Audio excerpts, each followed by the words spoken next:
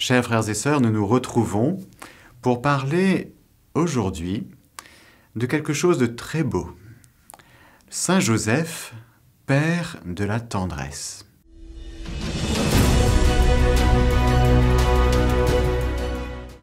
Cette expression vient du Saint-Père, le pape François, qui nous a écrit une lettre apostolique qui s'appelle Patris Corde, qui date du 8 décembre 2020, à l'occasion du 150e anniversaire de la déclaration de Saint Joseph comme patron de l'Église. Saviez-vous que Saint Joseph, c'est lui le patron de l'Église?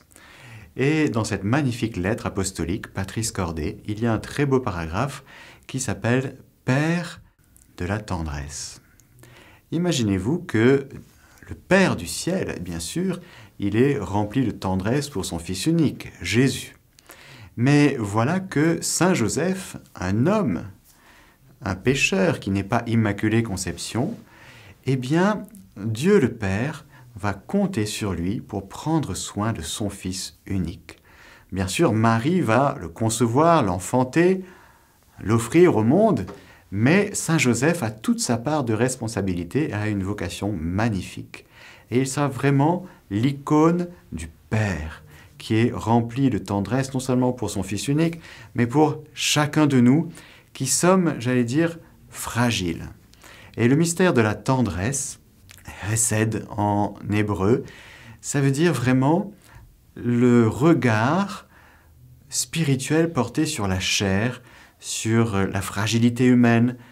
Et vous voyez donc, à travers cette expression magnifique, Père dans la tendresse, vécue par Saint Joseph, Joseph a appris à regarder Jésus comme le Père du ciel le regardait.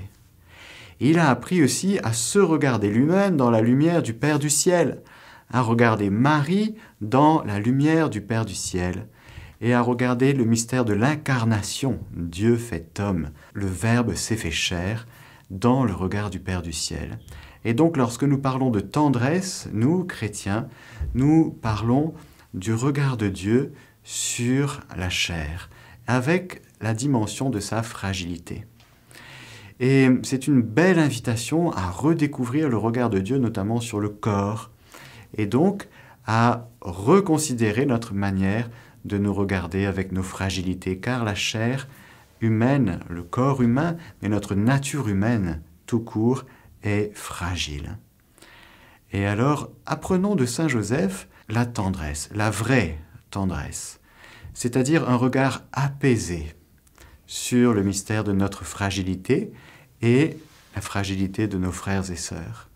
Et donc, dans ce carême, à l'école de Saint Joseph, le Père dans la tendresse, essayons de renoncer à la dureté de nos cœurs, vis-à-vis de nous-mêmes, vis-à-vis de nos frères et sœurs, et dans l'expérience que nous pouvons faire de notre propre fragilité, de nos limites, eh bien, essayons de regarder toutes ces choses avec un regard tendre, apaisé, patient.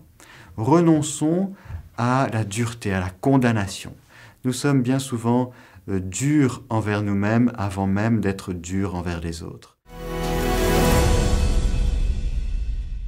Pour terminer, je voudrais vous proposer comme résolution de faire confiance au Seigneur dans toutes nos préoccupations, car le Seigneur, comme dit l'Écriture, prend soin de nous. Saint Pierre, dans sa lettre, il nous dit « Déchargez-vous sur le Seigneur de tous vos soucis, car il prend soin de vous. »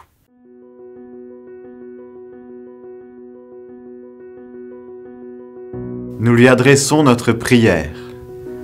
Au nom du Père et du Fils et du Saint-Esprit. Amen. Salut, gardien du Rédempteur, époux de la Vierge Marie. À toi, Dieu a confié son Fils. En toi, Marie a remis sa confiance. Avec toi, le Christ est devenu homme. Ô bienheureux Joseph, montre-toi aussi un Père pour nous et conduis-nous sur le chemin de la vie. Obtiens-nous grâce, miséricorde et courage, et défends-nous de tout mal. Amen.